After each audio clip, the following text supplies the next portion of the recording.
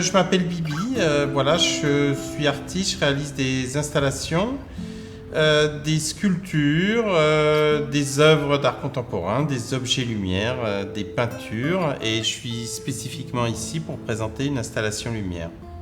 Donc mon médium de prédilection, c'est le plastique. Je travaille le plastique pour différentes raisons. Je pense que tout le monde a pu se rendre compte de l'envahissement du plastique, mais aussi de ce qu'il représente de notre modernité. On est dans l'âge du plastique et on est surtout dans l'âge des bidons, comme les Romains et les Grecs étaient à l'âge des amphores. D'ailleurs, ils jetaient les amphores de la même façon qu'on jette les bidons aujourd'hui. Et c'est la base de mon travail et je travaille en fait sur le sens caché de ces objets. L'œuvre présentée s'appelle Éléphant rouge. C'est une œuvre pour laquelle le sens peut être multiple, mais qui est d'une certaine évidence. C'est-à-dire, c'est un éléphant rouge qui est créé avec des bidons de récupération. Et c'est un Lego géant. C'est-à-dire qu'on voit un éléphant rouge, donc ça peut être intéressant. Après, cet éléphant, il s'allume.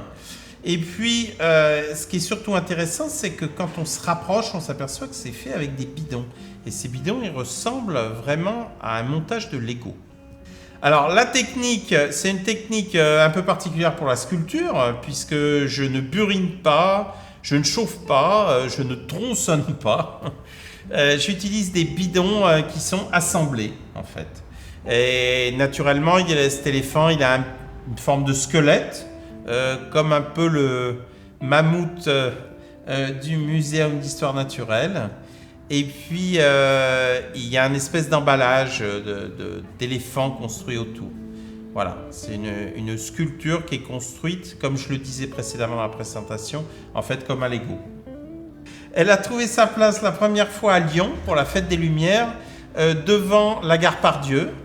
Et en fait, c'est un lieu de passage évident. Et en fait, l'objet monumental prend sa forme à cause de la symétrie des gares. La façade des gares est extrêmement symétrique et l'éléphant est comme un reflet de la façade de la gare.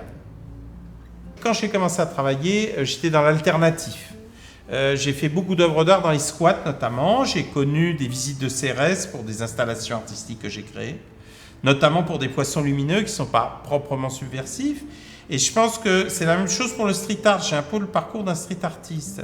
Et le fait que ça rentre maintenant dans la ville, que ça soit autorisé, qu'il y ait des commandes publiques autour de ça, pour moi, effectivement, ça permet de toucher un tout nouveau public, qui n'est pas que le public des gens qui sont concernés par un art qui serait alternatif, caché, donc subversif, comme je viens de le dire, mais plus généralement comme des artistes à part entière. Tout à fait comme dans les musées, on peut aller voir les impressionnistes ou les œuvres de Yves Klein. Voilà, je trouve ça super sympa. Je vois qu'il se passe pas mal de choses à Bourg-en-Bresse, que ça tourne. Et que, voilà, il n'y a pas que Paris, il n'y a pas que Lyon, il n'y a pas que Marseille, il y a aussi Bourg-en-Bresse.